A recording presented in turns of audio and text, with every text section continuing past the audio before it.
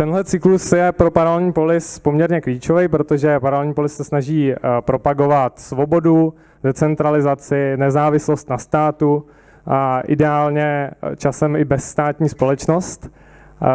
Momentálně je asi nejjednodušší takovou ideu realizovat na internetu a v tom případě tomu říkáme kryptoanarchie.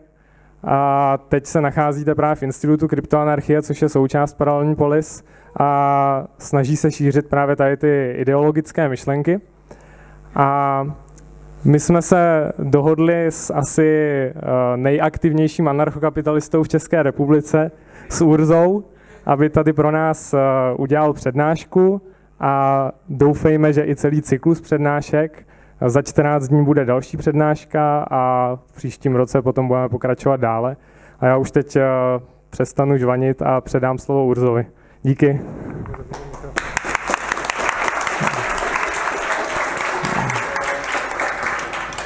Já vás tady vítám, děkuji, že jste přišli. A především mě potěšilo, že ačkoliv se přednáška jmenuje anarchokapitalismus, tak když se kolega ptal, kolik z vás je anarchokapitalistů, tak bych řekl, že tak 2/3 nikoliv, což velmi oceňuji, protože bych nejradši mluvil právě k lidem, kteří se mnou aspoň v něčem nesouhlasí. A nejprve bych se vám rád představil, abyste věděli, s kým máte tu čest.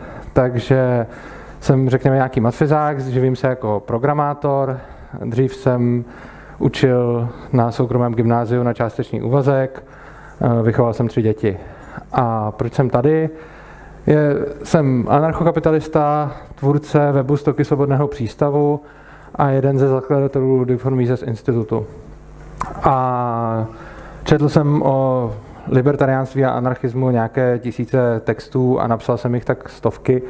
A z toho, když člověk něco takového dělá, tak si potom ty myšlenky líp se sumíruje, takže bych vás jimi rád nějakým způsobem oslovil. Tyhle ty ANCAP meetupy v Polis, jak říkal Honza, budeme dělat asi tak každou druhou středu, i když třeba tam mezi svátkama se to bude rušit. A co se týče obsahu těch přednášek, tak budou vždycky se zabývat nějakým tématem. Určitě se tady dozvíte třeba, jak by bez státu mohli fungovat, já nevím, hasiči, školy, nemocnice, sociální systém a nakonec i ty soudy, policie, armáda. A v každé té přednášce se budeme zabývat nějakým z těch témat. Za předpokladu, že byste měli zájem o nějaké další téma, které já bych třeba sám nevybral, tak mi to můžete buď říct nebo napsat. A já rád připravím přednášku na to, o co by buď byl velký zájem, anebo i když mi řekne něco jeden člověk a mně to přijde zajímavé. A po každé přednášce potom tady budeme mít nějakou diskusi, nejdřív tady, pak se přesuneme do kavárny. Dnešní přednáška, jak všichni asi víte z pozvánky, bude mít téma Stát je nemorální a budeme se zde zabývat státem, řekněme, z etického pohledu. A důvod, proč takhle bude vlastně vypadat ta úplně první přednáška, je ten, že zde vlastně předestřu, než budu říkat, jak by se které věci daly pravděpodobně bez státu řešit ve svobodné společnosti, tak zde bych rád uvedl ty důvody, proč si vlastně myslím, že je to správné a žádoucí. Na té dnešní přednášce jediné nebudeme se zabývat tím, jak by co bez státu fungovalo, takže, ale slibuji vám, že pak už vlastně se nebudeme bavit o ničem jiném. Nicméně teď bych se rád držel u toho morálního a etického pohledu na stát jako iniciativu, jako vlastně celek, jako organizaci a rád bych to rozebral z etického hlediska. Proto jsem si pro vás na začátek připravil takové 3 příběhy a jsou to takové kratičké, které si můžete představit. První. Jdete někde po ulici v noci a najednou na vás vyskáčou nějací lupiči a dají vám na krk nůž a řeknou peníze nebo život. A vy vlastně jste v poměrně nepříjemné situaci, kdy těm lupičům buď vyhovíte a dáte jim tedy vaše peníze nebo to, co máte cenného u sebe, anebo jim nevyhovíte a pak riskujete, že vás třeba zabijí. U takového případu asi se všichni shodneme na tom, že jednání těch lupičů je krajně nemorální, protože vy máte nějaké své zdroje a věci, které jste si nějakým způsobem poctivou prací vydělali a získali a oni přijdou a vezmou vám je na základě toho, že v dané chvíli jsou vlastně silnější než vy v tom daném místě a vy s tím nemůžete moc nic dělat. Takže vlastně tím, že oni mají na vás navrch nějakou sílu, tak vás oberou o něco, co vám po zásluze náleží. Další příklad, velmi podobný tomu, je, když si někde otevřete, řekněme, obchůdek, třeba, já nevím, v Itálii nebo v Rusku, jste tam nějaký drobný podnikatel a najednou za vámi zavítá někdo, kdo evidentně patří k tamní mafii. Vy víte, že jsou to ostří hoši, kteří se s ničím moc nepářou a řeknou vám, že buď jim budete platit výpalné, třeba 10% z toho, co si vyděláte, a nebo se zlou potážete. V tomhle případě vlastně oni na vás ani už nemusí vytáhnout žádný nůž, nemusí vám vlastně bezprostředně ničím hrozit. On tam může přijít vlastně slušně oblečený pán, který si s váma dá rozpravu, která vypadá na první pohled celkem přátelsky, ale dost jasně vám naznačí, co se stane, pokud nebudete platit, řekněme, za ochranu nebo za něco. A vy máte opět možnost buď se tomu podrobit, nebo si potom nést následky. I tady se asi všichni shodnou na tom, že takovéhle jednání je ze strany těch mafiánů vlastně morálně dost neospravedlitelné, protože opět je to ten samý případ. Vy máte nějaké statky, vy jste si v tom obchůdku něco vydělali, vybudovali, vy si něco vyděláváte tím, že poskytujete lidem nějakou službu, oni vám za to dobrovolně platí a najednou přijde někdo, kdo na tom chce parazitovat a kdo vás chce obírat o vaše zdroje. A tohle vlastně všichni odsoudíme jako morálně špatné. No a ten třetí příběh je, že žijete v nějakém státě a přijde k vám stát, v podstatě ještě úplně jinou formou, že vydá nějaké zákony a ten stát vám řekne, že musíte nějakou část z vašeho příjmu, třeba jako v České republice je to mezi 60-70%, ta souhrnná míra toho, kolik vám stát vezme, že musíte odevzdávat někam a pokud ne, tak také se zlou potážete.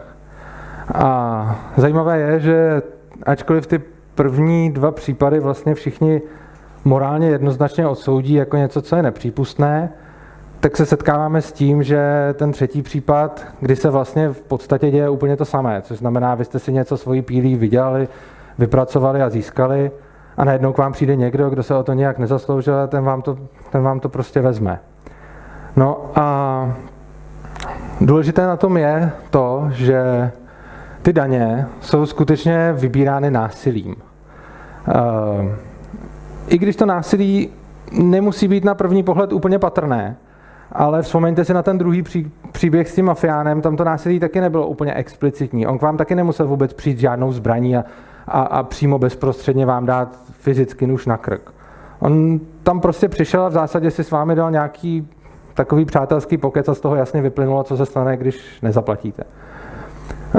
Stát to dělá ještě trošku jinak. Když nezaplatíte daně, on má trošku i víc trpělivosti ještě než ta mafie, což znamená, že když ty daně nezaplatíte, tak on to s vámi bude iterovat tak postupně, jakože napřed vám teda řekne, že je máte zaplatit, pak vás bude dlouze upomínat, že je fakt máte zaplatit. Když to stále neuděláte, tak stát vezme nějaké exekutory a pošle na vás, aby vám ten majetek prostě vzali, protože to bere tak, že mu to dlužíte. No a opět máte možnost to tomu exekutorovi dát, a když nedáte, tak si ten exekutor zavolá policajty a když to nedáte ani těm policajtům, tak oni vám prostě násilím vniknou k vám a prostě vám to začnou brát. A pokud vy se těm policajtům budete bránit, tak oni s vámi nakonec v podstatě budou jednat stejně jako jednala ta mafie, protože vás nakonec skutečně budete vystaveni tomu, že buď na vás bude použito fyzické násilí, anebo se toho svého majetku vzdáte. Ten rozdíl mezi tímhle příkladem a příkladem s tou mafií je technický, avšak nikoliv morální. V podstatě vzato, když se stane něco takového, tak ten stát má sice víc trpělivosti, mnohem víc než ta mafie, ale to je v podstatě takové PR, že ta mafie má vlastně, třeba si buduje image na tom, že je jako fakt drsná, že se fakt nevyplatí jim odporovat, takže se s vámi třeba nebudou moc párat a těch upomínek vám nepošlou víc, možná vám nepošlou ani jednu a rovnou si to s vámi vyřídí. Ten stát má zase PR nějaký jiný a snaží se působit způsobem, že je vlastně mírumilovný, což znamená, že se s váma bude hodně jako mazlit, než proti vám to násilí skutečně použije, ale reálně ho vážně použije.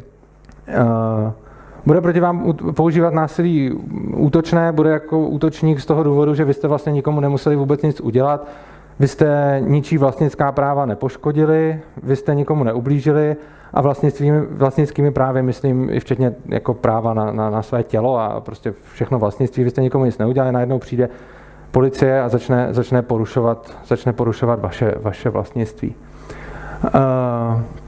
Tady bych se na chvilku zastavil a jenom bych se zeptal na jednu věc, a to, jestli se všichni shodneme na tom, teď vůbec neřešíme to, jestli je to správné nebo špatné, že se tohleto děje. Zatím se tohleto netýkáme. Chtěl bych se zeptat, jestli se všichni shodneme alespoň na tom, že stát si daně vybírá násilím. Jo, že... Jo, aha. Dobře, tak jinak se tady... Kdo nesouhlasí, ano, zvedněte ruku. Ano. Dobře, nesouhlaste. Já vám donesu mikrofon, jo? Vydržte. Jo. Jenom upozorňuji, že se bavíme o tom, jenom o tom, že ty daně jsou vybírány násilím, nikoliv o tom, jestli je to správné nebo špatné, nebo čím je to obhajitelné. Zatím fakt jenom, jestli jste k tomu, abyste platili ty daně nuceni tím násilím.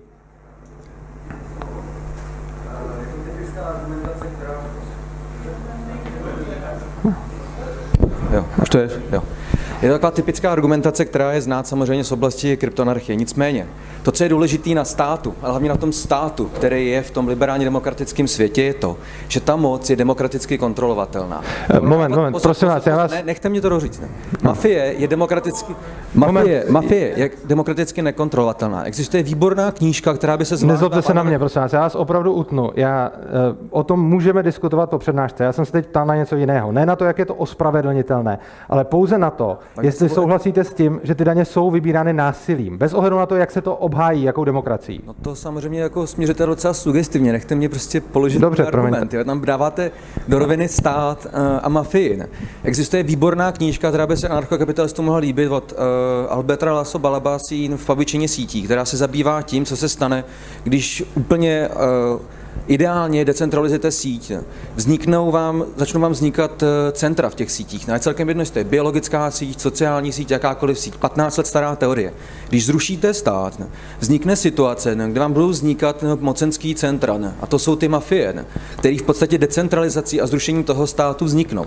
Stát oproti tomu vzniknul tím sociálním kontraktem právě v tom, že jsme zjistili, že můžeme zajistit tu moc v podobě, kterou budeme mít pod kontrolou. To znamená, ano, stát vybírá peníze násilím v té podobě, jak vy to vnímáte. Utnul. Ale za to nám právě poskytuje prosím vás, nezlobte se na mě. Aby nás ochránila od té mafie. Takže prosím vás, o tom můžeme diskutovat po přednášce. Já jsem se teď ptal na něco úplně jiného. A přesně jsem očekával už toho, jak se začal mluvit, že přijde tohle. Takže já vám tedy děkuji za vstup, ale na to jsem se neptal. Problém je v tom, že jsem kladl nějakou otázku a vy jste mi argumentoval na něco úplně jiného. Já se ptám na to, jestli je tady někdo, kdo nesouhlasí s tím, že daně jsou vybírány násilím, kdo prostě tvrdí, že to tak není. A fakt se neptám na to, jakým způsobem je to obhajitelné. O tom můžeme diskutovat později. Teď by se to zvrhlo zase do obrovské debaty, která by trvala půl hodiny, což na tu přednášku nemáme. Já jsem se ptal čistě na to, jestli se všichni shodneme na tom, že ty daně jsou vybírány násilím nebo ne. Tady, slečno? Ano, definuji ho jako užití fyzické síly. Nebo hrozbu fyzickou silou. Nebo proti lidem. Buď proti člověku, nebo proti jeho majetku. Je to o vlastnických právech.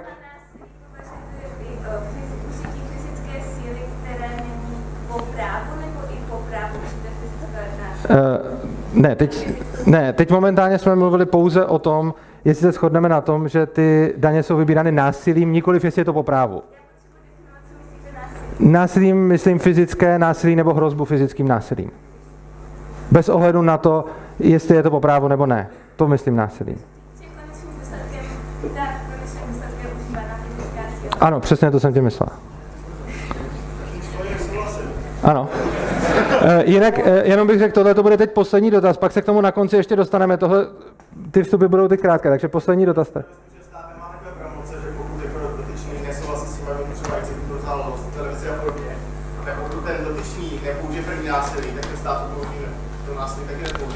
Já se domnívám a jsem si docela jist, že pokud tomu exekutorovi prostě odmítnete otevřít dveře a nebudete se s ním vůbec bavit, takže se to nakonec dostane k tomu, že vám ty dveře budou fyzicky vyraženy. Netvrdím, že to bude hned a netvrdím, že to udělá hned ten exekutor. Ale prostě v momentě, kdy vy budete mít vůči státku nějakou pohledávku a budete se k tomu tvářit tak, že to prostě ty peníze máte, ale platit je prostě odmítáte, tak ten stát si to nakonec na vás vezme. Přičemž netvrdím, že hned ten první exekutor, co tam přijde, použije násilí. To jsem říkal, ale že prostě po nějakém čase k tomu dojde, že když se mu budete fakt zavírat a opravdu ho nepustíte a budete si na tom trvat, tak tam nakonec přijdou ty policajti, kteří vám ty dveře vyrazí. A opět, oni se nebudou snažit vás přitom zabít, ale když ten svůj majetek budete chránit, tak vám něco udělají. Jako. Násilí budou chránit jakým způsobem bez násilí? No ne, tak oni už použijou násilí tím, že vyrazí ty vaše dveře, že jo? Oni co? Oni jako to vyražení dveří, do důsledku. Ano. Jo, v pořádku. Z toho dluhu státu. A jako oni to jako podle mě násilí vlastně. Oni ty peníze násilí, když vyrazí dveře nebo ne člověk. Stát zavítí, načila vyrazí dveře. No, já jsem tady definoval násilí jako fyzické násilí, což je to, že se vám někdo vloupá do domu. Je pro mě násilí, když mi někdo vyrazí dveře a letí mi tam zásahový komando, tak to beru jako násilí. No, ale je to násilí, ne? Přesně, odnětí svobody je taky forma násilí. A tím to může skončit. Případně to, že vás zavřou, to je taky vlastně násilí, že jo? Oni vás tam odvedou do toho vězení proti vaší vůli. Cože? Záleží, jak ty daně, tohle už je detail zavírá, ono záleží, jakým způsobem ty daně neodvedete. Prostě vy můžete buď ty daně neodvést způsobem, že je prostě nezaplatíte a řeknete, nebudu je platit, a v takovém případě oni si to budou jenom brát a nebudou vás zavírat. V případě, že uděláte, že ty daně skryjete před tím státem a on na to přijde, tak potom vás zavře. Za to, že to nezaplatíte, vás nikdo nezavře, ale použije proti vám násilí, že se vám vloupá do domu nebo vám začne brát věci násilím. Jo, ano, jo. Dobrá. Já děkuji za diskuzní vstupy. Promiňte, na konci přednášky, prosím vás, na konci přednášky můžeme diskutovat opravdu, tak případné rozdíly mezi těmi třemi příběhy, které mohou nastat, je první takový argument, který by se dal vznést, je, že lupiči a mafie vám za to na oplátku neposkytují služby.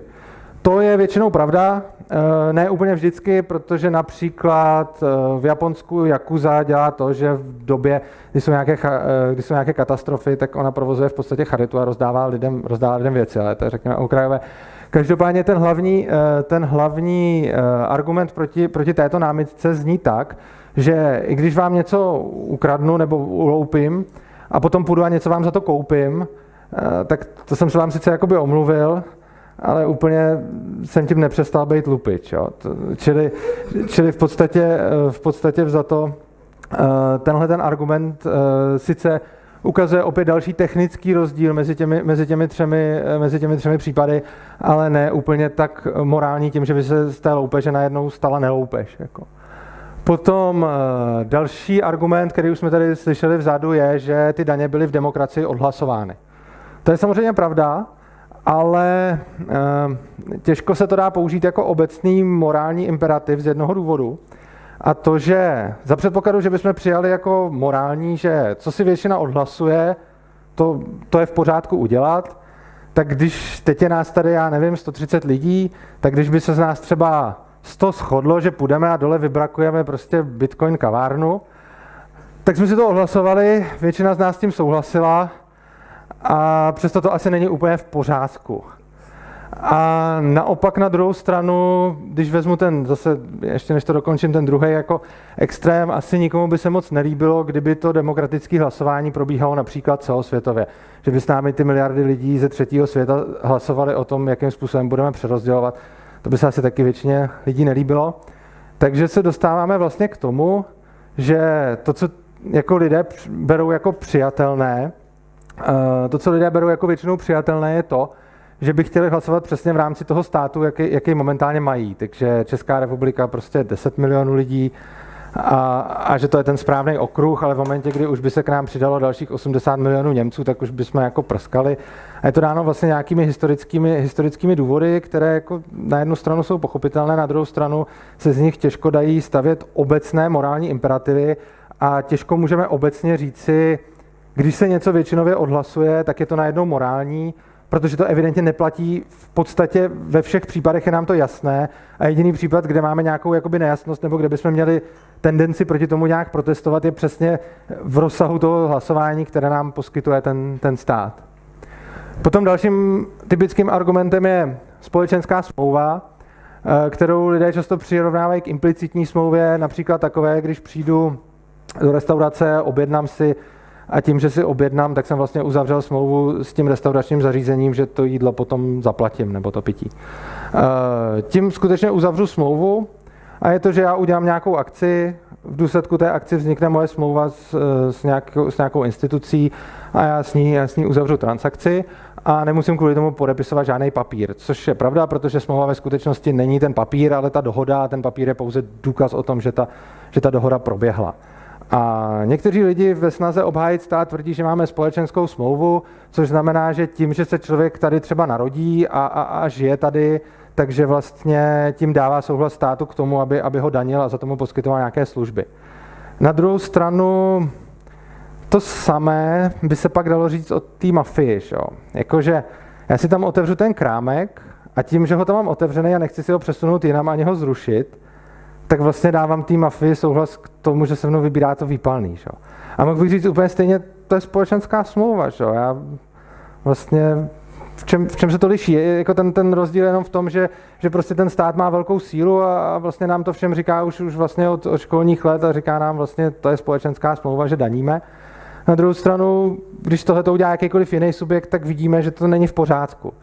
A opět bych se odvolal na ten obecný jakoby morální princip, že v momentě, kdy něco není v pořádku nikde u žádného subjektu a najednou máme jeden, u kterého tvrdíme, jo, tady je to v pořádku, tak mi přijde, že tam něco trošku argumentačně drhne a spíš bych to považoval za výsledek určité propagandy od toho subjektu, která byla dostatečně silná, že nás přesvědčil, že i jednání, které obecně považujeme za jednoznačně odsouzeníhodné, tak v rámci toho subjektu ho tolerujeme.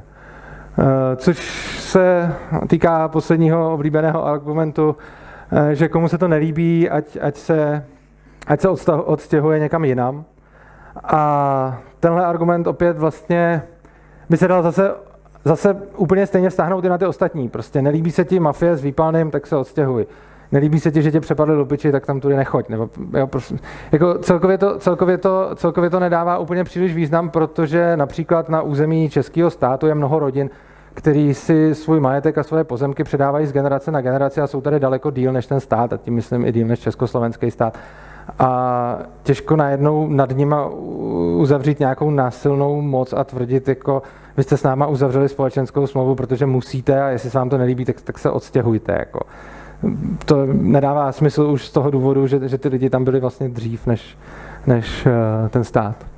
A potom, protože trošku sklouzáme s časem, bych si dovolil jenom jednu otázku, jestli někomu připadá ještě nějaký rozdíl, myslím z morální stránky, nikoliv z technické, mezi tím výpalným a těma lupičema a těma daněma, který jsem tady nezmínil, krom těch 4. Povídejte. Mě by zajímalo, jestli považujete třeba zdravotní pojištění za daně. Ano, jo, děkuji za otázku. Zdravotní pojištění jsem v rámci toho, o čem jsem mluvil, považoval za daň, stejně jako pojištění sociální. Budeme se tomu věnovat v dalších přednáškách. Každopádně považuji to za daň z toho důvodu, že to má všechny znaky daně, i když se to jmenuje pojištění, hlavně tu dobrovolnost, ale i to, jakým způsobem se kalkuluje ta výše toho a všechny okolnosti odpovídají dani. Pardon, tudíž bych ale viděla rozdíl mezi zdravotním pojištěním, ze kterého vlastně my máme výhody. Protože díky němu je nám poskytována zdravotní péče. Vidíte ten první bod. Takže je to jako Jakuza. Netvrdím, že je to jako Jakuza. Tvrdím, že fakt, že stát poskytuje obětem nějaké služby. Děkuji, že jste se zeptala, protože jsem to evidentně vysvětlil špatně, když byla nejasnost. Za předpokladu, že stát poskytuje obětem nějaké služby, tak se nepřestává stát lupičem úplně stejně, jako kdybych já vás okradl a pak vám za to něco koupil. To je úplně stejný s tím zdravotním pojištěním. To mě taky nedělá to ze mě, že už bych najednou nebyl lupič. Tak. Teď bych řekl pár slov ohledně obranného a útočného násilí. To jsme tady trošku nakousli. A teď bych to rád trošku rozvedl. První otázka je, my jsme tady mluvili o násilí. Otázka je, jestli teda násilí je vždycky špatně. A teď jako nějaký lidi tvrdí, že ano, jako pacifisté tvrdí, že násilí je vždycky špatné i jako v reakci na násilí. A to je ta zajímavá připomínka, že konzistentní pacifista je vlastně i anarchistou, protože musí odmítnout ten stát z toho důvodu, že ten stát je vlastně založen na násilí. Ale většina lidí, teda i lidí, kteří nejsou anarchisté, odsuzují to útočné násilí, což znamená, že většina z nás se smíří s tím, pokud mě někdo napadne a já se bráním a v rámci tomu mu třeba ublížím, ale málo kdo by schválil, když bych já k někomu přišel, aniž mi cokoliv dělá a já bych ho jako napad. Čili to je ten hlavní rozdíl mezi obranným a útočným násilím, přičemž to obranný většina lidí toleruje, pacifisti ne. Útočný netoleruje skoro nikdo, přesto je zajímavý se podívat, že v momentě, kdy to útočný násilí páchá stát, tak ho toleruje vlastně skoro každý. Což je opět na zamyšlení, z jakého důvodu. A je to prostě zajímavé, že většině lidí to ani už nepřijde jako útočné násilí, to, že vlastně vy nic neděláte a najednou přijde stát a začne vám něco brát. Co se týče toho státu, tak ty daně nejsou vlastně jedinou formou násilí, kterou stát páchá. Musíme si uvědomit, že vlastně všechny zákony, které máme, jsou opět vynucovány násilím, jinak by vlastně si z nich nikdo nic nedělal. Oni samozřejmě můžou být vynucovány opět napřed nějakou pokutou a zase to má spoustu iterací. Ale vždycky to, co se snažím říct, je, že nakonec to stejně vždycky sklouzne k tomu násilí. Prostě dostanu pokutu, řeknu ne, nezaplatím. Tak zase přijde exekutora, to už jsme tady měli. Čili vlastně každý zákon, který máme, každou regulaci, všechno, co někdo vlastně schválí ten stát, tak to prosazuje násilím. Násilí je také to, na co si ten stát uzurpuje územní monopol, což znamená, že ten stát by měl rozhodovat nebo chce rozhodovat a reálně rozhoduje, protože tu sílu má, kdo na daném území to násilí smí nebo nesmí používat a za jakých podmínek. Ten stát vlastně je jenom násilný aparát nějakým způsobem monopolizovaný. Rád bych se ještě zastavil u těch zákonů, o kterých jsem mluvil. A je důležité si uvědomit, že se strašně často podceňuje, vlastně ty zákony už jsou pro nás natolik normální a běžná součást života, že to, že jsou vlastně vymáhány násilím, strašně často úplně zapomínáme, podceňujeme a ignorujeme. Takže například v momentě, kdy přichází nějaký zákon, nějaká regulace a teď se o tom diskutuje a vidíte ty internetové diskuze a vidíte, jak se o tom diskutuje v televizi a všechno, tak lidi vlastně hodnotí na jednu stranu, čím to bude přínosný a na druhou stranu, čím nám to ublíží. Takže například se hodnotí, já nevím, elektronická evidence tržeb nebo cokoliv dalšího, zákaz kouření. A když se o tom takhle poslechnete, tak vidíte ty zastánce, ty regulace, kteří říkají, jo, ono to bude přínosný, protože to tamhle ušetří zdraví, tamhle někdo nějaký peníze prostě a tak. A na druhou stranu ty odpůrci zase říkají, a to bude moc velká buzerace, ten si kvůli tomu bude muset něco zavádět a ten se kvůli tomu bude muset omezovat. Ale vlastně to, co úplně zapomínáme, je, že i když máme regulaci, která zdánlivě vlastně vůbec nikomu nic neudělá a všechny jenom vystaví nějaké povinnosti, kterou budou muset dělat, řekněme, že ani pro ně nebude moc nákladná, tak stejně je zatím schováno to násilí a to, že když to někdo neudělá, tak bude prostě v konečném důsledku napaden. Protože v momentě, kdyby tam tohle nebylo, tak ten zákon je úplně k ničemu. Jako co byste dělali, kdyby platil zákon, třeba elektronická evidence tržeb, a najednou by platilo, že no, kdo prostě tržby evidovat nebude, no tak nebude. No. Tak kolik lidí by to asi udělalo. Že? A přesně to je jenom jeden příklad, ale ono ve skutečnosti to stojí úplně za každým zákonem a regulací. O těch bych tady teď chvilku rád mluvil, rozdělil bych je do několika takových skupin. První jsou takový ty zcela nesmyslný, s kterými vlastně nesouhlasí v podstatě nikdo, přesto je tady máme zejména z Evropské unie. To jsou tyhle, které jsou regulace pro regulace. V podstatě už například cirkusové stany mají z Evropské unie stanovenou velikost, kterou musí mít. Prostě máte několik velikostí cirkusových stanů a nesmíte si udělat cirkus se stanem v jiné velikosti. Důvod toho zákona jsem ani nikde nenašel, i když jsem hledal, ale nějaký asi bude. Olivový olej, to je další nařízení Evropské unie, že když máte restauraci, tak olivový olej na stole musíte mít v originálním balení a nesmíte ho nalejt do třeba nějaké karavky nebo něčeho takového. A odůvodnění prý je, aby to majitelé těch restaurací nemixovali s vodou. Jo? Nevím, v čem v tom originální obal zabrání, ale taková regulace tady taky platí. A konečně třeba řecký jogurt nebo pomazánkové máslo, které nám v podstatě přejmenovali, že se řecký jogurt nesmí jmenovat řecký jogurt, ale jogurt řeckého typu, pokud nebyl vyroben v Řecku, a pomazánkové máslo se taky nesmí jmenovat pomazánkové máslo.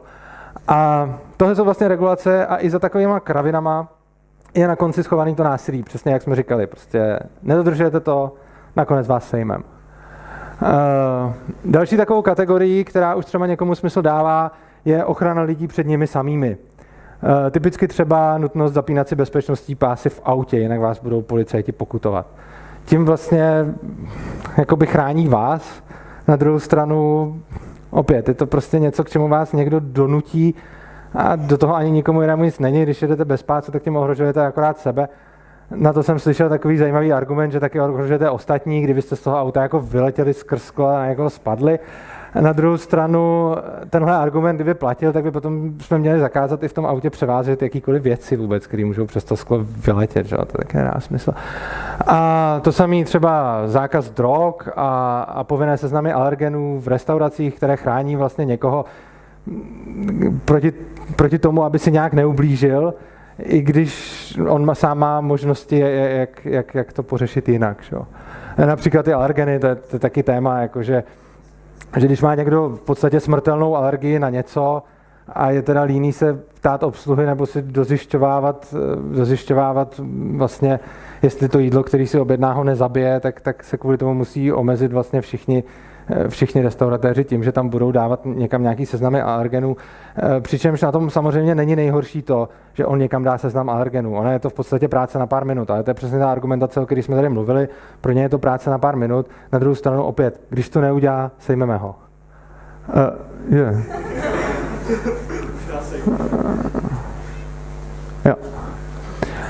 Další je bránění lidem potenciálně ohrožovat okolí. To už je zajímavější a kontroverznější téma a to je například držení zbraní, potom to můžou být státní technické kontroly vozidel, kde už člověk vlastně tím autem může ublížit někomu jinému, případně hygienické normy na potraviny a tak podobně. Zákony z téhle kategorie, když se jimi člověk více zajímá, a to budeme určitě časem probírat, mají společného to, že typicky buzerují hodně lidí a velmi často moc nefungují. Každopádně to, že nefungují, by nebyl až takový problém, jako spíš to, že opět proti někomu používáme násilí, aniž on něco udělal. To, že třeba někdo si pořídí zbraň, tak dobře, on s ním může být hypoteticky nebezpečný, to je pravda, ale tak to může být i s nožem, jenom o trošku míň. A my vlastně řekneme, tu zbraň nesmíš mít, protože jsme se tak rozhodli a protože by to mohlo být pro někoho nebezpečný, protože by s tou zbraní mohl někomu ublížit. A už tohle to stát bere jako vlastně opět důvod k použití násilí proti tomu člověku. Poslední kategorie, která je taková trošku spornější, a to je ochrana vlastnických práv, kde by se mohlo jako už dát, proto u toho mám ten otazník, že vlastně ten stát vlastně tomu násilí zabraňuje. A je to v mnoha případech pravda. Takže to, že máme zakázané vraždit, násilit, loupit a podobně, tak vlastně tím ten stát chrání vlastnická práva nějakých lidí, to je určitě pravda.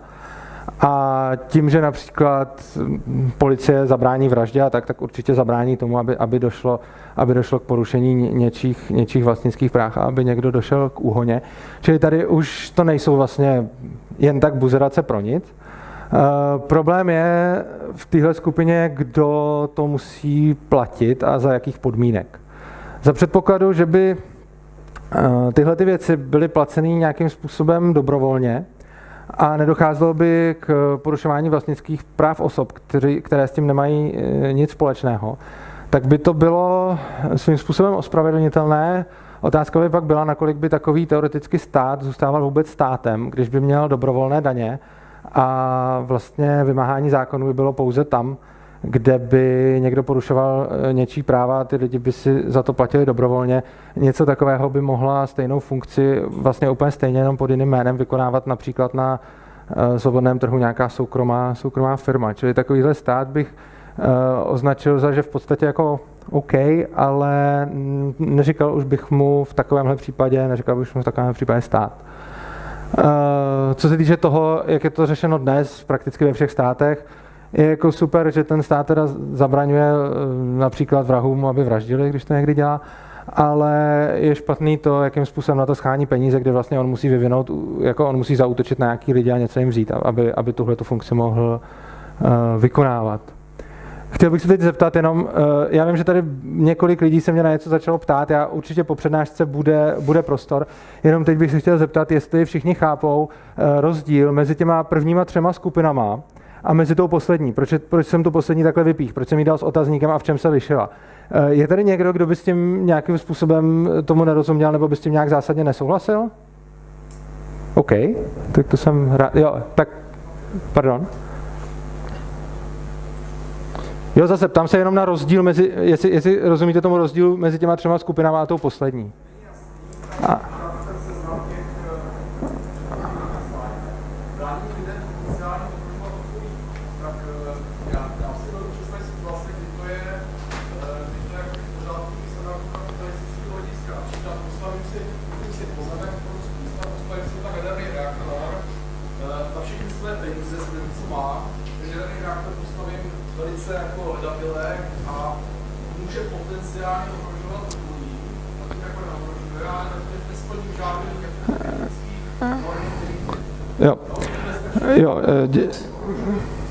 Jo,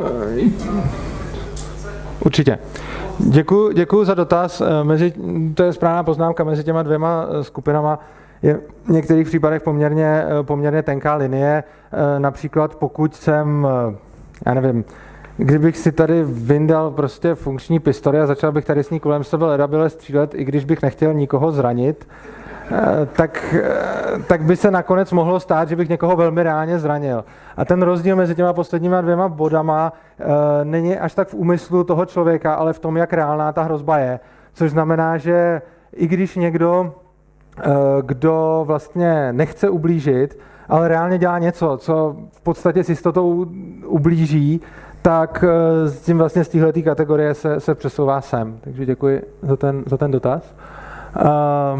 Teď bych se, když jsem vám předtím povídal nějaký 3 příběhy, tak teď bych pověděl ještě 2. Od násilí bych se dostal někam trošku dál.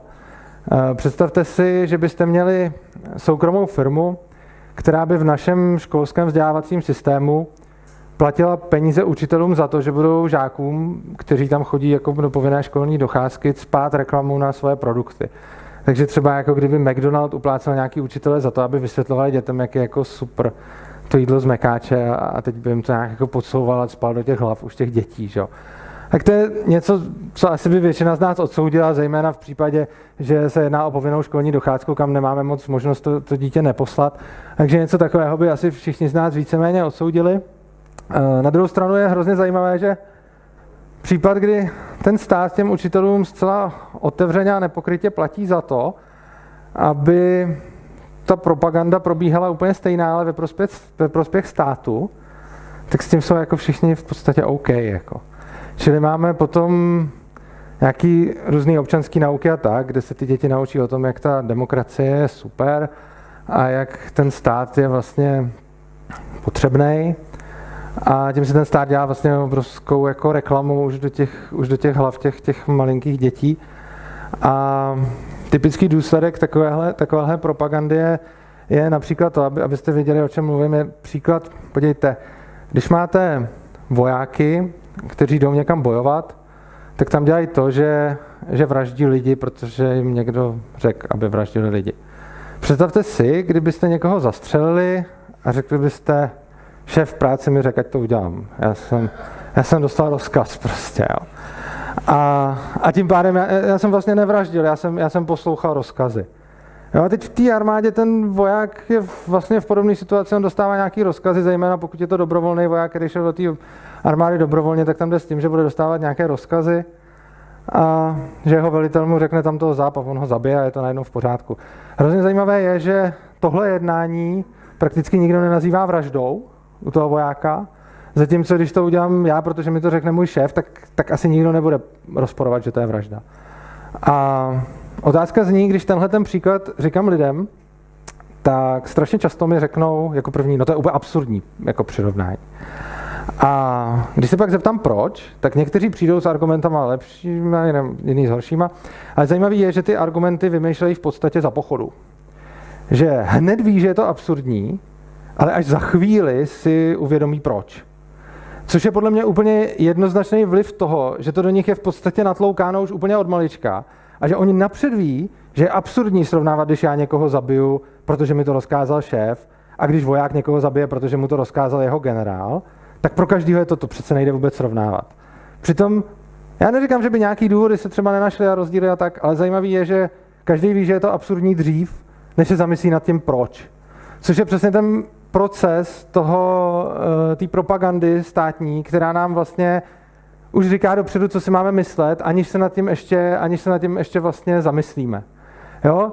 Je to, že vlastně se potlačuje v určitých věcech nějaké kritické myšlení a děje se to celkem cíleně, protože to nejsou celkem náhodné výuky. Ono, když se podíváte třeba, co znamená Národní program vzdělávání nebo Bílá kniha, to jsou materiály, které vydává Ministerstvo školství a je v nich, co se musí děti učit.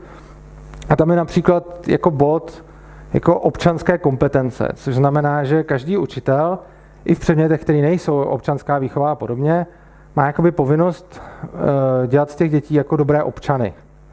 Což v podstatě opět, když použiju to přirovnání s předtím, tak je to něco jako kdyby ten mekáč jako jim řekl, hele, udělejte z nich dobrý konzumenty našich hamburgerů. Jako. A zase ten rozdíl je v tom, že třeba s jedním můžeme souhlasit a s druhým ne, ale nemůžeme úplně moc popřít, že se to děje.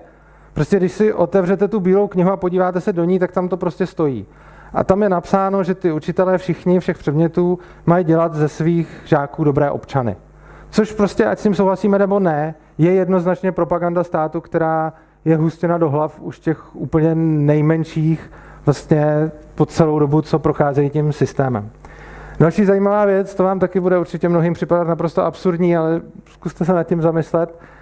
Co se stane, když řeknete, že to dítě nechcete takto indoktrinovat a že ho odmítáte té propagandě vystavit a že prostě ho to učit nebudete a že ani nikdo jiný ho to učit nebude a že prostě jim na to kašlete a do té školy ho nedáte.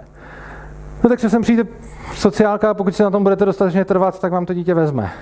A samozřejmě jsou i nějaké možnosti učit dítě doma a podobně, nicméně i dítě, který je vyučovaný doma, tak musí nakonec být přezkušováno v té škole tím, jestli bylo teda dobře indoktrinováno alespoň vámi. A teď jako samozřejmě můžete tím jako zmírnit ty škody, které ta škola napáchá. Nicméně v podstatě se jedná o to, že pokud nebudete vychovávat dítě tak, jak si úředník přeje, tak vám ho unesou. Ono se to tak právně nejmenuje. On tomu nikdo vlastně neříká jako únos dítěte sociálkou, protože prostě v zákonech je to nějak popsáno. Na druhou stranu fakticky to přesně to je. Prostě fakticky, když se vzepřete povinné školní docházce, tak se reálně stane to, že když se na tom budete trvat, že jo, to dítě přijdete, protože vám ho prostě unesou. S tím souvisí teda i ta výchova těch dětí, aby toho nebylo málo, tak oni samozřejmě jsou jednak vychovávaní v té škole a naštěstí pořád především jsou vychováváni těmi rodiči, což je super. Na druhou stranu i ty rodiče byli předtím školáci, že? Takže do většiny z těch rodičů se tyhle ty věci zanesou už od malička a oni pak, když vychovávají ty svoje děti, tak jim to předávají. Pozor, tady vůbec neříkám, že je špatný, když rodič předává svýmu dítěti to, co považuje za správný, já to považuji za naopak velmi, velmi dobrý a prospěšný, že to ten rodič dělá. Nicméně ten problém je v tom, že už ten rodič prošel tou státní indoktrinací v té škole vlastně. A už tomu rodiči řekli, že ten stát je vlastně dobrý a že voják vlastně nevraždí, když vraždí. A ten rodič to dá a vychovají ho k nějaký úctě, třeba k hymně, k vlajce a podobně. A tyhle ty věci ten rodič vlastně předává samozřejmě s nejlepším vědomím a svědomím a je to úplně v pořádku, že předává své hodnoty dál svým dětem. Nicméně jsou to hodnoty, které už do něj do něj vlastně implementoval ten stát, když on byl školák. což se týká těch emocí, které kolem toho máme, že strašně moc otázek vlastně v důsledku té indoktrinace považujeme za zodpovězené. Že si prostě myslíme, že ty odpovědi už známe dřív, než se nad nimi vůbec zamyslíme.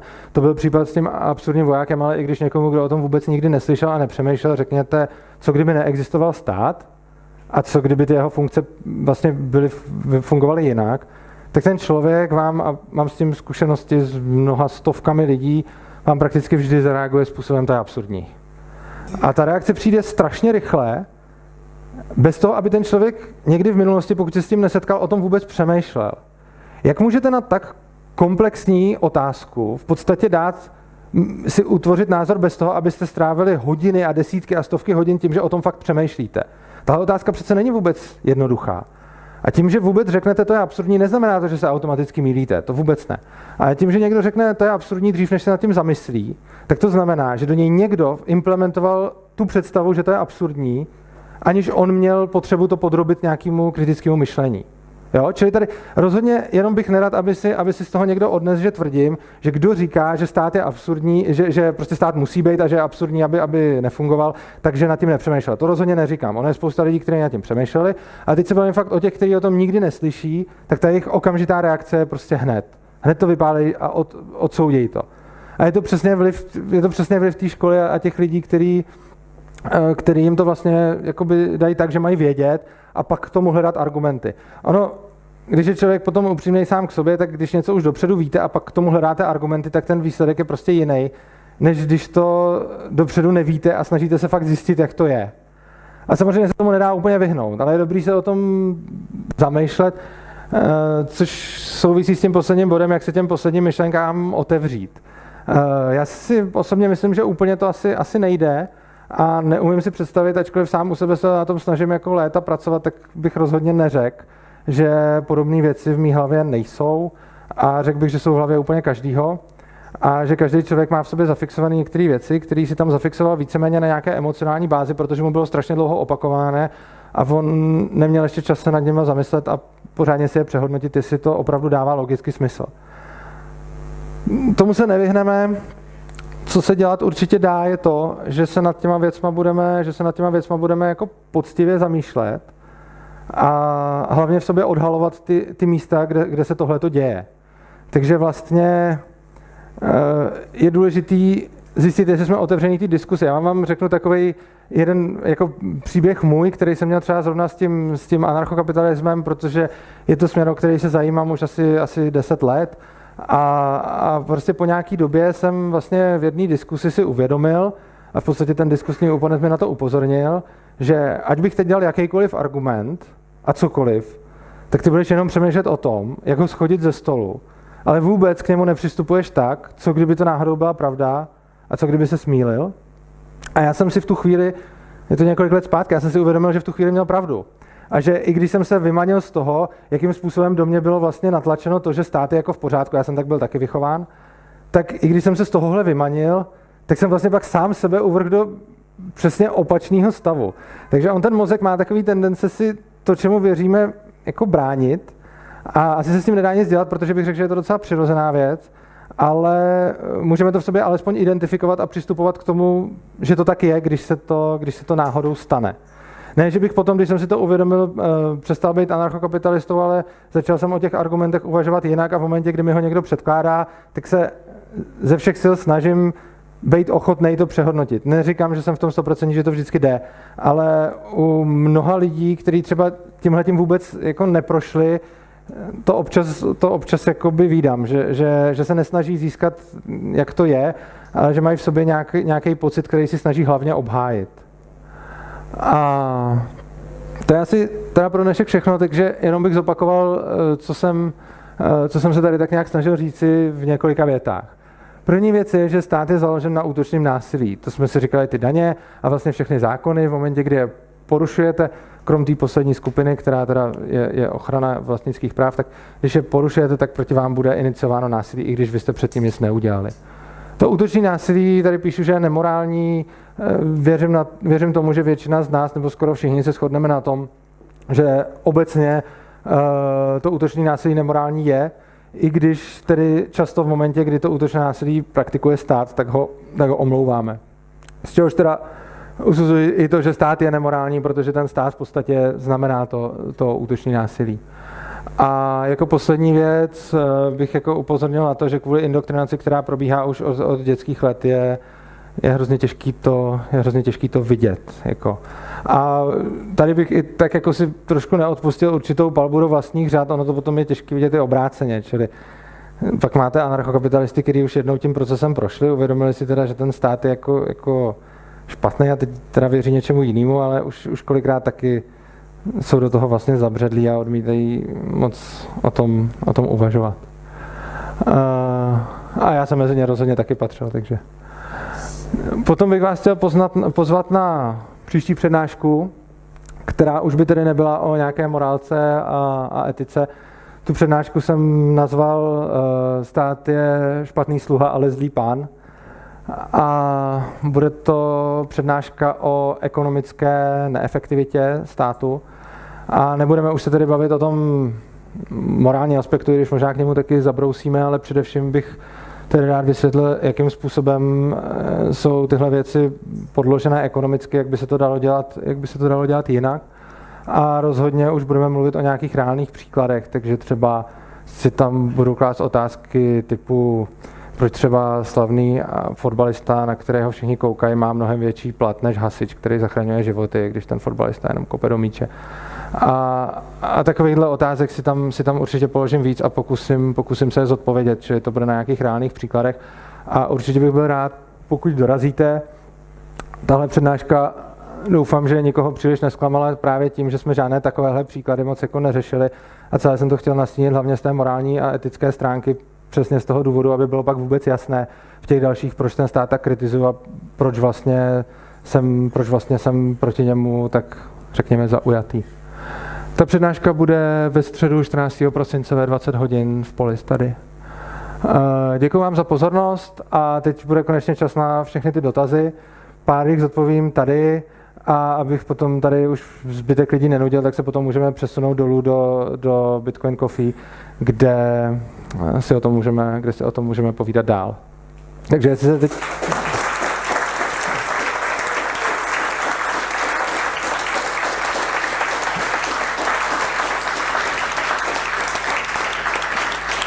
Já vám moc krát děkuji za to, že jste přišli, ať jste souhlasili nebo ne. A pokud se chce někdo na něco zeptat, tak teď vezmu pár dotazů tady a pak bychom se přesunuli když tak dolů. Ptejte se.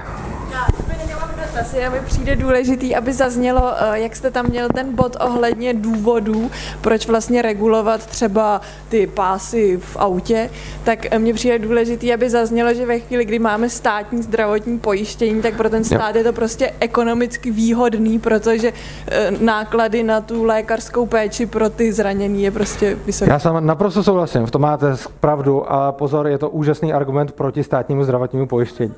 Jo. Děkuju vám za ten vstup. Tam třeba. Já si nejsem tak jistý s tím násilím jako... nebo takhle jinak. Celá ta koncepce vlastně stojí na tom, že jakýkoliv... všechny zákony stojí, nebo jo, vycházejí z násilí. Ne, vycházejí, jsou jim vynucovány. Vynucovány, díky. Když budu schopný vás přesvědčit o tom, že byť jeden jediný zákon nevychází z násilí, ale z něčeho jiného. Ne, že nevychází, že jim není vynucován. Není jim vynucovaný. Tak jste ochotný upustit od celého toho konceptu? V takovém případě, že by byl zákon, který není vynucovaný, tak vám řeknu, je to super zákon a nepotřebuje k sobě stát. Čo? Prostě může vám ten zákon, a já vám řeknu, je to super zákon, možná teda, pokud to bude super zákon. Ale jsem ochoten vám rozhodně uznat, pokud mi takovýhle zákon ukážete, tak vám rozhodně nebudu ten zákon odsuzovat, nebudu vám říkat, že je nemorální. Na druhou stranu nevidím, jakým způsobem by to nabourávalo tenhle ten koncept z toho důvodu, že prostě, když stát dělá něco, já zase nejsem tak, jako že bych řekl, že cokoliv stát udělá, tak je prostě vždycky úplně špatně. Prostě pokud stát dělá něco, co by špatně jako nemuselo být, no tak dobře, dělá, jako to nesmaže těch spousty věcí, které dělá a které jsou špatně. Ale jestli máte takový zákon, tak ho řekněte. No mám, takže teoreticky teďka, když něco je občas, já nevím, v 90% zelený a v 10% červený a my máme říct, jestli je to zelený nebo červený, řekneme spíš, je to zelený nebo je to spíš červený. Je to zelený nebo červený, takhle. Promiňte, já se omlouvám. Já jsem myslel, že mi řeknete příklad toho zákona. Jo, dobře, tak řeknu. Teď to, že já jsem, nebo nikdo z nás dneska nepřišel s granátama v kapse a nezabil tady všechny okolo, je to kvůli tomu, že se bál toho, že by nakonec na něj někdo přišel a násilím mu odněl svobodu, nebo kvůli tomu, že nám to všem přijde jako dost debilní nápad? Já si myslím, že je to proto, že to všem přijde jako dost debilní nápad, protože věřím tomu, že určitě, když bude chtít člověk zabíjet a bude chtít zabíjet prostě obecně nějaký lidi, jako, tak si to jako nějak užít nebo tak si myslím, že to dokáže udělat tak, aniž ho chytěj. Protože pokud ten člověk nebude úplně hloupej a bude si vybírat oběti, které jsou dostatečně náhodné a daleko od svého bydliště a podobně, tak je prostě bude vraždit a pochybuju, že s tím zejména policie něco jako udělá. Jo, čili ono, jo, pak je spousta případů, kdy prostě, určitě jste ve svém životě zažil spousta případů, kdy jste mohl někoho zabít a prostě se to neudělal, protože vám to přišlo jako blbý nápad. A kdy jste hlavně mohl někoho zabít i tak, že by se na to nepřišlo, případně, že by ta vina spadla na jako jinýho. Prostě když jste s někým někde úplně sám, prostě jdete třeba na nějaký čundr, lezete někde po skách, tak ho můžete schodit třeba. Jako. Ale tak shodneme se na tom, že ten zákon v tu chvíli není vynucovaný násilím, ale třeba mým svědomím nebo rozumem? On není vynucovaný potom vůbec. Je přijímaný. Je přijímaný, ale není přijímaný ten zákon, je přijímaný ten princip. Dobře, ale takhle většina zákonů jsou přijímaný ne kvůli tomu, že by hrozilo to násilí, ale jsou přijímaný kvůli tomu, že nám přijdou normální. Jo, ale to není tak, že vy byste vlastně... To je, ale není to tím pádem vynucovaný násilím. Ne, ale jde o to, co je vynucovaný. Vy určitě nemáte svůj vnitřní morální imperativ, který vám říká, já nebudu nikoho vraždit, protože by mi vadilo přitom porušit zákon. Vy máte, buď vám to říká, já nebudu nikoho vraždit, protože je to blbý, anebo vám to říká, já nebudu nikoho vraždit, protože by mě jinak chytli. Ale neumím si úplně představit, jako nesouhlasím s tím, že by ten zákon byl vynucovaný, nebo že by ten zákon jste jako hájil z důvodu svého svědomí. Vy z důvodu svého svědomí hájíte ten princip, že nevraždíte. Ale přece to, že je náhodou to samé napsáno v zákoně, ještě neznamená, že tím, že se stotožňujete s principem nezabiješ, takže se stotožňujete, takže vlastně se stotožňujete se zákonem. A teď ty daně. Já myslím, že většina lidí totiž platí daně ne kvůli tomu, že by se bála, že na ně přijde exekutor, ale kvůli tomu, že jim to přijde normálně a dělají to úplně všichni. Myslíte si teda, že kdyby ty daně teďkon byly dobrovolný, tak kdyby se najednou řeklo... No, protože když by to bylo opačně, tak stát nemá kapacity na to, aby tohle No ne, tak to je zase ten princip, jako s tou mafií. Ona i kdyby neměla kapacity na to, aby všechny tam vyhladila, tak tím, že vypálí jeden obchod a řekne, ten nám nezaplatil, koukejte sypat, tak ty ostatní to udělají. Ale to ještě neznamená, že by to dělali i v případě, že by k tomu nebyli nuceni násilím. Oni to vlastně, ten stát nemá skutečně kapacitu na to, kdyby se všichni najednou rozhodli, nebudeme platit daně, je sejmout. Ale stát nepotřebuje nějak viditelně perzekuovat ty, který tohle nepotřebuje, ale co ta mafie potřebuje, aby bylo vědět o tom, že někomu protože ta mafie je mnohem slabší. Ta mafie je mnohem slabší. Kdyby byla tak silná, tak to taky nemusí dělat viditelně, protože už to každý ví. A ještě jedna strašně důležitá věc k tomu, co jste říkal. Podívejte, představte si, že by se teď řeklo, daně jsou stejný, jaký jsou, v zákoně bude, musíte platit daně, tak jako doteď, ale kdo je nezaplatí, tak nic. Co myslíte, že by se stalo se státním rozpočtem? Zůstal by přibližně stejný, anebo by... Já myslím, že by se zase až tak drasticky nezměnil. Vážně? Tak to je rozhodně zajímavý názor a já bych si strašně přál, aby se to stalo. Jako. Ne, ale... Já bych třeba přestal platit jako i hned a vzhledem k tomu, kolik peněz stát investuje do toho, aby lidi ty daně platili, tak se mi úplně nezdá, že by to dělali až tak dobrovolně. Jako. No, tak... Na prezidenta s programem, že to dáš. Já se do politiky nepletu. Ne, ale opravdu, já si myslím, že tahle nějaká společenská vlastně dynamika... Dobře, OK, když si to myslíte, proč teda ty daně... Dobře. V tom případě by teda šlo udělat to, že by ty daně fakt byly dobrovolné, na tom bychom se mohli shodnout. Vy byste byl rád, protože pro vás je to společenská dynamika a já bych byl rád, protože by mě stát nebral ty prachy. Jo, když by se všude pořád říkalo, plaťte daně. Říkalo by se, plaťte daně, ale kdo by je nezaplatil, zaplatil, tak nic. S tím bych naprosto souhlasil. By to nekleslo úplně na nulu. No úplně na nulu by to nekleslo, to určitě ne. Určitě vy byste to třeba zaplatil. Ale já jsem neřekl úplně na nulu, ale myslím si, že by to kleslo velmi výrazně. A kdyby ne, tak fajn, jako, že? Tak to by byli všichni happy, jako potom. No, to. No. Já nevím, kdo se hlásil jako druhej, jo? Já prostě ten pán se hlásil už strašně dlouho.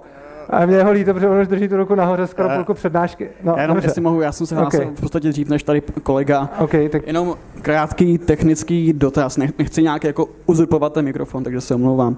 V podstatě od začátku, a je to i v názvu přednášky, jsme zmínili adjektivum morální, respektive morálku, a jenom aby z toho nebyla jenom nějaká kavarenská diskuze, tak bych chtěl nějak rigorózně nebo třeba ad hoc definovat v podstatě morálku, tak mě jenom zajímá, z jakého paradigmatu nebo intelektuálního rámce vycházíme. V podstatě tohle je rozhodně skvělý dotaz. Na druhou stranu v téhle chvíli, téhle přednášky musím přiznat, že vycházíme z paradigmatu toho, jak morálku prostě vnímá většina lidí, což znamená, že poukazuju na určité extrémy nebo píky, které jsou v tom posuzování. Prostě třeba, když řeknu útočné násilí je nemorální, tak tím myslím to, že se shodneme na 20 případech, kdy 20 subjektů jako provádí útočné násilí a všichni jakoby řeknou, a to je ta, řekněme, ad hoc definice, nebo definice, no to bych ani tak nenazval, ale řekněme, že to ad hoc nějaké vysvětlení, co většina lidí považuje za morální. Takže když se tady všichni shodneme na tom, že je nemorální přepadat, že je nemorální někomu rozbít jen tak hubu, že je nemorální mafie vybírat výpalný, a potom najednou je tam ten jediná výjimka, kdy všichni najednou řeknou, a když to dělá stát, tak je to v pohodě. Neříkám, že je to vyčerpávající a kompletní odpověď, a pokud by vás to víc zajímalo, tak bych vás odkázal, buď si o tom můžeme později promluvit, a nebo bych vás odkázal na díla Rothbarda, který se morálkou zabývá hlouběji, nebo někteří další libertariáni, jako třeba Hans Hermann Hoppe, nebo Stephen Kinsella a tak dále, nebo Walter Block. Ale jestli chcete, určitě, já vím, že jsem vám teď neodpověděl plně, ale ta odpověď, já bych odpovídal půl hodiny. Takže... Jo, jenom v rychlosti budu teďka trochu kousat. V podstatě zaznělo, že morálka je něco, jako jak vnímá většina společnosti, přestože před chvílí jsme si definovali, že to, že většina společnosti nějakým způsobem vnímá stát, tak že to je nemorální. Souhlas, tam jde o to, jedinou jakoby další věc, kterou jsem si do toho dovolil implementovat, řekněme, z nějakého pole filozofie a obecně je ta, že ta morálka by měla platit univerzálně, což znamená, že pokud řekněte prostě Pepík nesmí krást, Franta nesmí krást a ani Anička nesmí krást, tak by mělo zároveň platit, že ale ani Honzík by neměl krást. Jako. A přesně na tohle to je pravda, že jsem si vlastně jakoby z té filozofie vypůjčil. Tam, když vlastně, jak přistupuje k morálce filozofie, velmi často tam má tenhle ten požadavek na tu univerzalitu, takže s tou jsem tady pracoval. A já se moc omlouvám, že jsem to jako nedefinoval. Já sám jako matfyzák jsem tím trošku trpěl, když jsem tu přednášku připravoval. Ale bohužel, když bych tím začal, tak bych řekl, že za prvý by to mělo tady asi tak 3 hodiny a za druhý by se všichni začali nudit a odešli mi po 15 minutách. Takže máte pravdu. Jako dávám vám za pravdu, tohle je dobrá připomínka a já jsem fakt tu morálku nedefinoval. Ono by to nebylo asi na 3 hodiny, ale na celý semestr, takže... Víceméně máte pravdu, ano. Díky moc. Jo, tam pan se hlásil už strašně dlouho. Když tak, kdybyste mohl mikrofon si vzít. Jo, tak mluvte nahlas. Jo, kvůli záznamu, kdybyste si vzal mikrofon, prosím. Pardon. Já teda celou přednášku přemýšlím nad tím, co by se jako stalo, kdyby ten stát nebyl, kdyby si nevynucoval to školství s hroznivým vymýváním dětí a nekontroloval restaurace a nebyly tady policajti a soudy a podobně.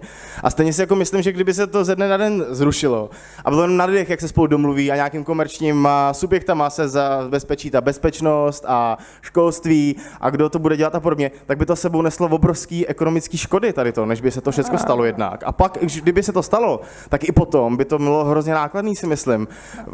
Spousta lokalit by byla úplně nehlídaná policií, některý soud v jiným, já nevím, ministátě by fungovaly jinak než v druhým, lidi by se báli cestovat, nějaký obchodování by v jiných státech zase, jako předpokládám, že by se z Česka stalo víc nějakých malých států, který by sami mezi sebou měl aspoň nějakou lokální moc, tak by prostě všecko bylo hrozně nákladný a podle mě by ten stát je furt nejlepší a nejekonomičtější varianta, ačkoliv není úplně určitě dokonalý. Já vám děkuji za dotaz a dovolím si jednu odpověď a jednu takovou menší reklamu. Ta odpověď je, že Vy jste vlastně říkal, že kdyby se to stalo ze dne na den, že by přišly obrovské škody. Ale mluvme klidně o období, kdy už bude všechno jakoby ustálený, jo? Třeba 10 let. Nebojte, nepřijdete o tu odpověď. Co se týče toho ze dne na den, já s vámi souhlasím, že kdyby skutečně ze dne na den přestal existovat stát, tak by to sebou neslo obrovské škody. A co se týče těch všech dalších otázek, tak si vás dovolím poznat na všechny ty další přednášky, zejména na tu hned příští, kde se přesně tímhle budeme zabývat a budeme řešit přesně tu ekonomickou stránku v obecné věci. A potom ty další přednášky budou na téma třeba školství a budeme tady celou hodinu mluvit o školství nebo zdravotnictví a tak dále. Já vám v tomhletom dotazu prostě nejsem schopen to sesumírovat, protože na každý to téma stejně i ta hodina by byla málo. Ale prostě z toho důvodu jsem hned na začátku říkal, že vlastně tady budeme řešit tu morálku a etiku. A ta vaše otázka je rozhodně na. Ale na konci jste říkal, že se můžeme ptát na co chceme. Můžete a je dobře, že jste se zeptal a že jsem se tady mohl udělat reklamu. A já moc doufám, že přijdete příště, kdy vám na to zodpovím vlastně v průběhu té hodiny. Doufám, že mě nezatratíte, že jste tu odpověď nedostal teď, protože já vám ji v tomhle čase na tu odpověď nejsem schopen poskytnout. Dobře, tak jenom kdybychom si představili, že přeskočíme všechny ty témata, fajn. Tak i tak tvrdíte po tom, co vy všechno máte načtený, že kdyby se stát zrušil, nějaká doba se ustálila, tak je to lepší pro společnost, než když ten stát je? Tvrdím. Dobře.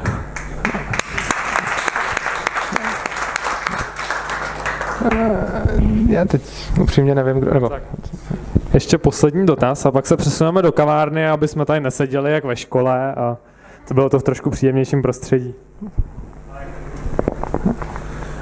Já bych se jenom chtěl zeptat, protože v argumentu pro povinné zdravotnictví by se mělo zabývat taky jevem, který je, že lidé mají smysl pro vlastně znehodnocení statistik nebo jejich podcenění. Že si každý myslí, že něco by se jemu nestalo, i když se to třeba děje.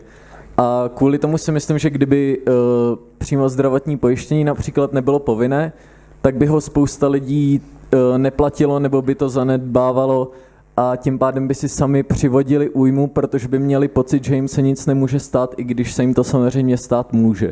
Takže z toho pohledu by se to mohlo brát naopak, že je to morální a že je to velmi přínosné, že zdravotní pojištění je povinné. Odpověď rozdělím na víc částí. Za prvé z toho, co jste říkal, vy jste na konci to ukončil tím, že by to bylo morální a velmi přínosné. Z těch argumentů, které jsem slyšel, jsem viděl to velmi přínosné. To morální mi tam trošku uniká, ale teď hlavně k té odpovědi.